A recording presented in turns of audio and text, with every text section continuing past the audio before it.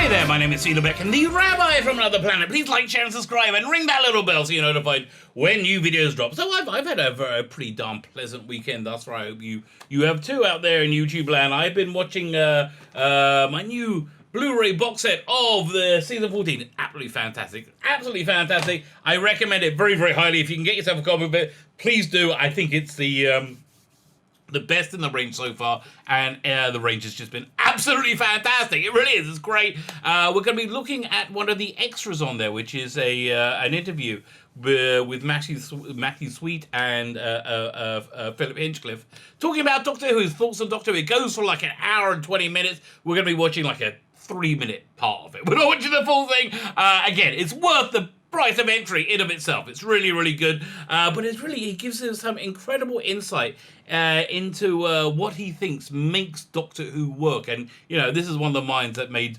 some of the best Doctor Who. I think one of the minds that defined Doctor Who. And, you know, and for my money, I think he points out like where the current era Doctor Who is really fundamentally failing. Now, I just want to take an aside, as I always do, and say, if you like the current era Doctor Who, I have nothing against you. I'm glad you're enjoying it.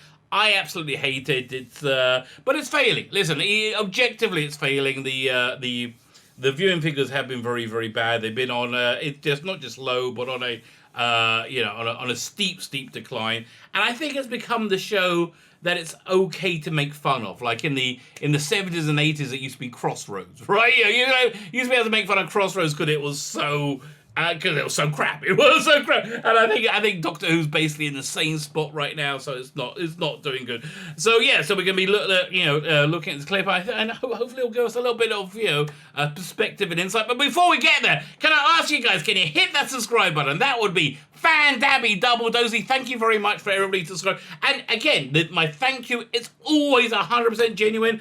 I just got, I broke 1,500 subscribers. It was incredible. But I'm still, every time I get a new subscriber, I go, oh, I'm all excited. And conversely, when I go for a day when I don't get a new subscriber, I'm really bummed out. So listen, I'm going to just give you some advice here. It's always bad. It's always a bad idea to base your happiness on external factors you don't control. It's always a bad idea to do that, but I've done that. So can I ask you guys, can you hit that subscribe button? Thank you very much. I am, as I said, very, very, very grateful. If you subscribe, of course, you can enter my ongoing competitions. This one has been insanely popular. So unpopular, I'm offering a consolation prize, so I feel so guilty. There's only going to be one winner. What's the prize? Let me go with the prize. We have, it's a Doctor Who comics bundle. So the first thing we have there is this, the Mark of Mandragona.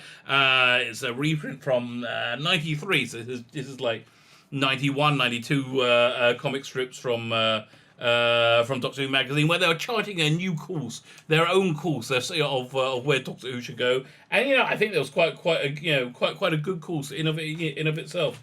Was the Virgin New Adventures happening then? It was around the same time they were just starting. You also get this Dalek Killer, absolutely fantastic collection. It's Steve Dillon. Steve Dillon, just great artist, and then David Lloyd, real primo, macho hero. Rippling muscles and Daleks and Ice Warriors and Draconians, all fun stuff like that. We get this, the John Ridgway's, Steve Moore I think wrote it, is Polly the Glot. This is his first two Colin Baker strips. Again, fantastic artwork. Introduces Frobisher, which is, I think, one of Colin Baker's best companions. You get the 10th Doctor and Martha strips. This is quite a nice collection. My heart is with the other stuff, but that's not so bad either. And finally, you get this thing, Vworp Vworp, a fantastic magazine talking about everything you would want to know about Doctor Who comics, which somehow I got a spare copy of. I do not know how. So all you need to do to win this is subscribe to the channel. Subscribe, and in the comments leave the hashtag of Vworp Vworp, VWRP, VWRP. We're doing the giveaway tonight, and I'm also announcing a new prize tonight, which is I think a good one, but this one's just been crazily popular. So we're doing the giveaway tonight when I'm on the TARDIS Zone. We're going to be doing a watch along of Love and Monsters, which I really quite enjoy. I'm one of those people that do enjoy Love and Monsters. And if you don't win, I'm sorry. I do apologize, but I'm off again. If upon request, I will give you this consolation prize of this comic book, The Imperium. Now I can give you this. Somebody asked me if I could give you a digital copy of Vworp Vworp.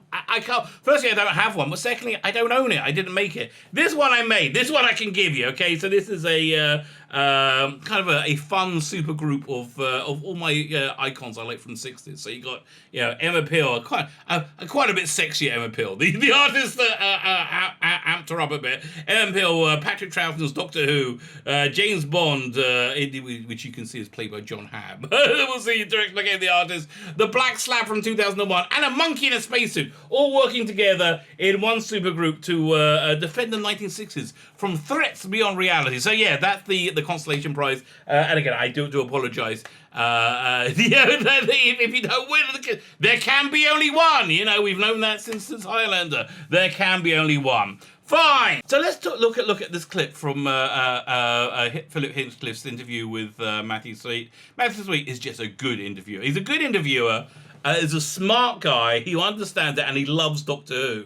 Right. So he's able to pull out these great thoughts from everybody he's interviewing, and there's always one on these Blu-ray sets. Again, this one is the best one. I've got all of them. This one is absolutely the best one. Absolutely fantastic. I recommend it wholeheartedly. So far, it's just going to be like a 3-minute clip. I'm going to stop and we're going to talk about as we go through. But it's got some real interesting. So listen, if you're watching this at home, if you've got the Blu-ray watching at home, this starts at 29 minutes 57 seconds in, so you can watch it in full context.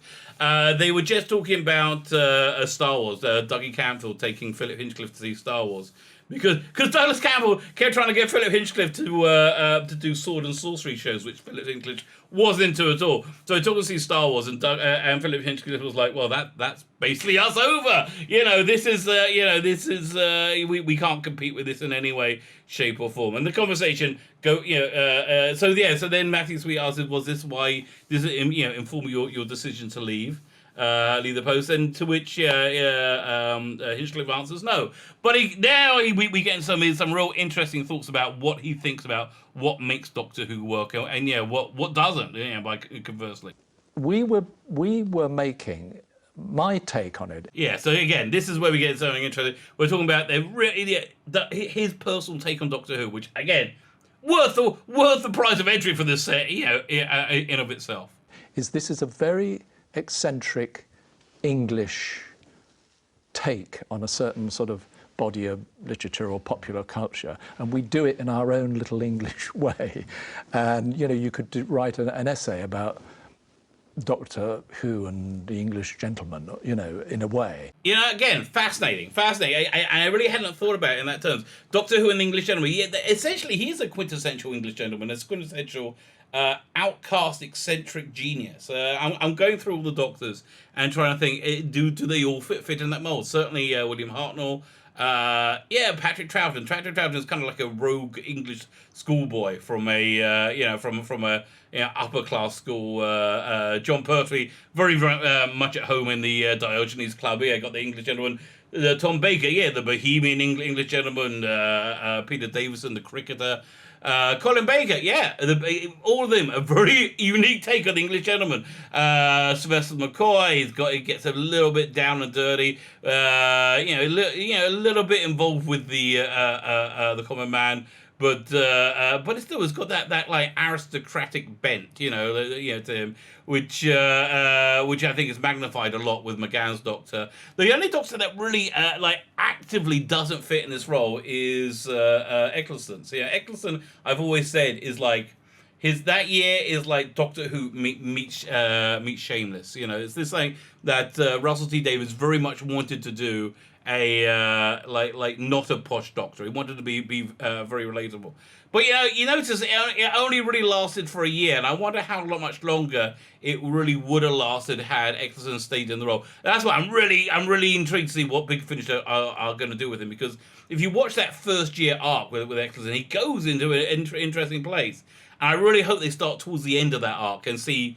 I would like to see some more, like where he would have gone in the future. Anyway, so again, they basically dropped that, and that's David Tennant, Matt Smith, Capaldi, all the quintessential English gentlemen, and then Jodie. Jodie, not at all. I mean, and I don't think it's about her gender, right? I think it's hard. It's interesting because it brings up an interesting point. Can can a woman play Doctor Who? Right? Can it work? And the answer is I don't know. Before Jodie, I said yes. Before Jodie, I'm like, well, of course. But this is the interesting point. Yeah, the DNA of the character is this archetypal English gentleman, right? Can a woman play that? And yeah, can they? Yeah, I think you have to have that in mind to sell the character, to make it work. Which obviously they didn't. They obviously didn't. You know, she's very. I think more than anything that Jodie Whittaker's Doctor is just very ordinary. You know, she's a very ordinary middle class mother. You know, she's not extraordinary at all. She's not. She's certainly not extraordinary intelligent. There's no genius about her, and she's just very very mundane. You know, in the first series, she really had very little agency at all. You know, she was the driver of the TARDIS. She was the person who drove the family around. And I think Graham much more had the emotional arc of the season. I think he's the only one that had any real real journey. So I think that's one reason why it's not working. It's moved away from that template. And I think even though Russell T Davies did do that for 1 year with Eccleston, he moved away from that template with incredibly good writing. Yeah, with incredibly good and talented and interesting writing. But let's see what else Philip has to say. And there are lots of programs that have that character in different forms, Bond and Avengers and all that. Yeah, you see, all these things that the people who really like this era of Doctor Who would like to be remade in their image. You know, and again, I think it's just why it really doesn't matter. Look, James Bond, I don't think could ever work as a woman, but I don't think James Bond's got to be a ancient.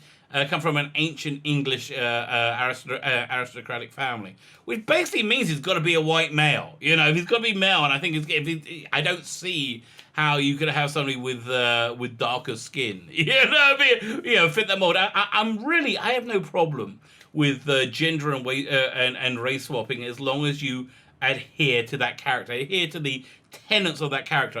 Lawrence Fishburne's Perry White is a minor example in the Zack Snyder Superman. I think perfect casting, absolutely perfect casting. His skin color utterly irrelevant. He exudes that character. I always thought Chris Rock would be a great choice in the 90s for a Jimmy Olsen. We're talking. I don't mind changing character. I think. Battlestar Galactica changing Starbuck from male to female. It wasn't just changing of a female, but you kept the essence of the character, right? You kept the essence of the flyboy devil may care character. But you transferred that into a woman, and Katie Sackhoff play incredibly. It became feminine, right? It didn't betray the character. You put that was it the ace flyer trope into a woman, and you saw how psychologically that would have worked, and she was kind of messed up because of it. Yeah, again, it just sold it. I don't think the current era has put any kind of thought into it whatsoever. It's like, oh, let's put a girl in and she'll be stunning and brave. And again, the scripts are just weak, and her presentation, the way she's the way she's playing in character, it's just weak, just very weak. Again, the first year, zero agency whatsoever. Second year, she tried to have confrontations with Lenny Henry's character. And it was this laughable.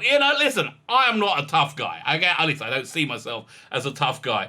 But if that Dr. came and stared me down, I'd just laugh in a bloody face. If Professor McCoy did it, I'm going to crap myself. You need some internal... Can a woman play Doctor Who? So with this in context, with the template of the quintessential English gentleman, it really, really makes me question that now. It really makes me question that, or what you would have to do to be able to sell it. I still think probably, but with some real talent and intelligence, which, listen, in my opinion, kind of lacking. Kind of lacking from the current production team. I saw Doctor Who and still do. And still do. Okay, good point there, fella. By the way, he is such a gentleman. It's like Matthew Sweet starts out. He wants to ask him, about how he changed stuff from Barry Letts, and it was it could open the door for him to be disparaging to Barry Letts. Sorry, and you look at Barry Letts' reign and Phillip Hinchcliffe.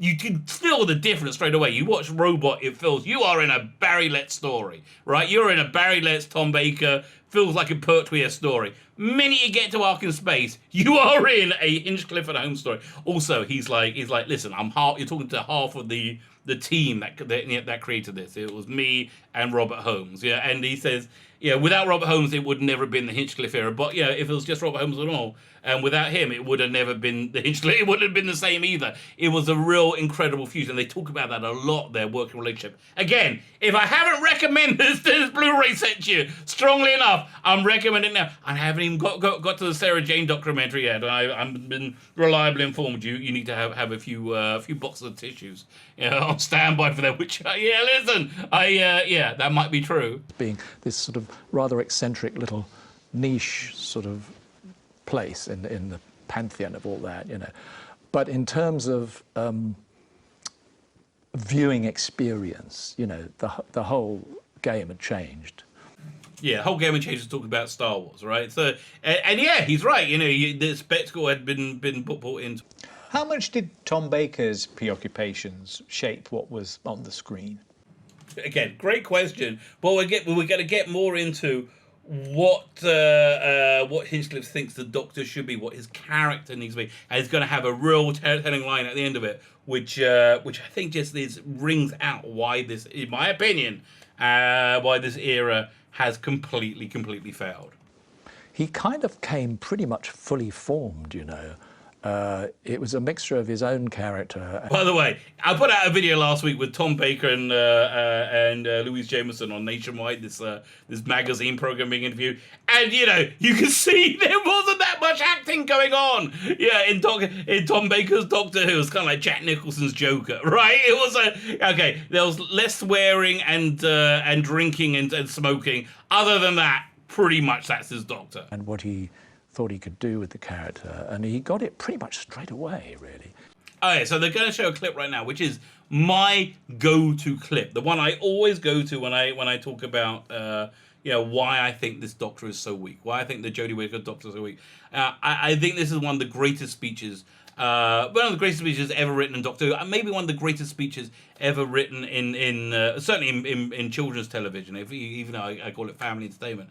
Probably one of the greatest speeches ever written in television history. And I could imagine every single one of the Doctors doing an incredible job with this speech. Another great one is Matt Smith's Stonehenge speech, right? I can imagine every one of the Doctors to be able to sell this speech. And I think this speech is really something that defines the one's ability to play the Doctor. If you can do this speech, I think you've got the metal to play it. You've got the complexity, the layers of ambiguity to be able to play this incredibly strong character. I can't imagine Jodie playing it. I don't think she's got the ability to do it. I just do not. But so we're going to watch the clip because it's just glorious. It's just glorious. If someone who knew the future pointed out a child to you and told you that child would grow up totally evil, to be a ruthless dictator who would destroy millions of lives, could you then kill that child? We're talking about the Daleks, the most evil creatures ever invented. You must destroy them. You must complete your mission for the Time Lords. Do I have the right?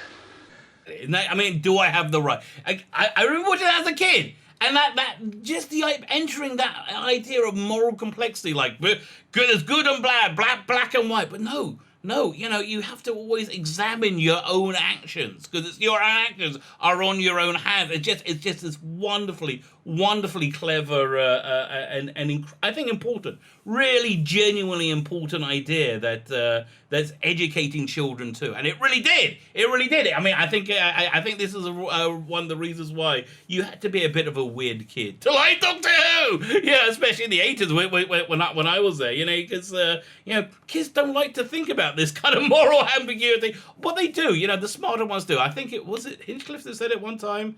I can't remember the producer. He said basically we aim Doctor Who at smart 12-year-olds, right? Like very intelligent 12-year-olds, and that really works. You know, to my mind, I think 12-year-old boys, but I think that really works. Fine. So let's just hear his closing thoughts on this. The only thing which was a sort of unconscious tick was he kept, you know, like a bit like Oliver, you know, sort of, you know, a Dickensian sort of, you know, ragamuffin, wiping his, like that. He had a sort of physical thing. And we had to keep, he didn't know he was doing it. It's like it's the oral thing, isn't it? You know, you go near your mouth and you don't realise you're doing it. And once we stopped that and then didn't allow him too many jelly babies. Yeah, okay, fine. So I can see him hopped up on candy. I mean, he basically had got it, you know, and again, the point I want to get to right here is this you know, this one moment. Balance between the silliness, the fun, and the moral gravity of his voice and his delivery. Exactly. And I think that more than anything is what's lacking with Jodie Whittaker's take on Doctor Who. Moral gravity in his voice and his delivery. There is no moral gravity whatsoever this Doctor. She could do, you know, like, oh, I'm playing cards and being silly, but she hasn't got that moral gravity. And this really comes to the fore in this next clip. This next clip is about a minute later. If you're watching at home, well, again, it's always good to watch things in context. I don't want you to say I'm taking stuff out of context. This is at 34 minutes 48 seconds into the interview. So it's like a minute or so later, but they really get into the absolute essence of what is this character, which which just reiterates this message over and over again. So let's have a quick listen. So was he like a late 19th century Bohemian student, or was he? Yes. Was he a sort of 70s student who might have been on a sit-in at the both, LSE? Probably. No, I don't know. That's too mini. You know,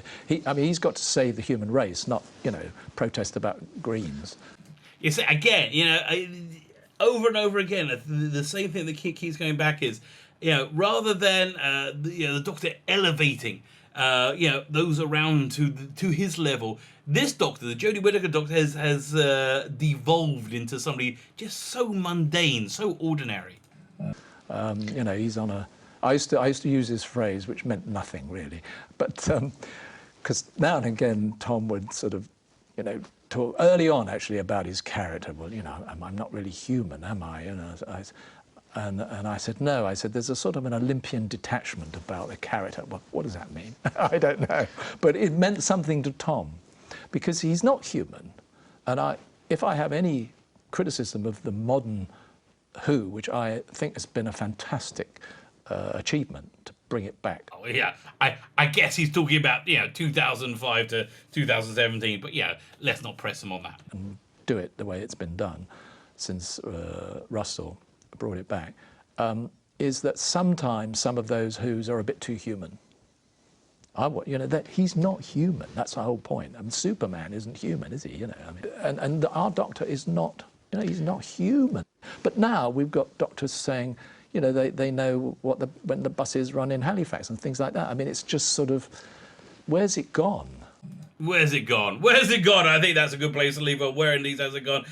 Nowhere good. In my mind, nowhere really very, very good. It's, look, this Doctor can certainly, Jodie Whittaker's Doctor can certainly help with very mundane problems, but like big problems of the universal problems, questions of morality, questions of that require strength, questions that require, inner fortitude. Anything that requires a genuine hero, which Jodie Whittaker's Doctor just isn't, is lost. And I think that really is one of the core reasons why this era is failing and has failed. My name is Phillip Hinchcliffe, neither am I from another planet. Please like, share, and subscribe, and ring that little bell so you're notified when new videos drop.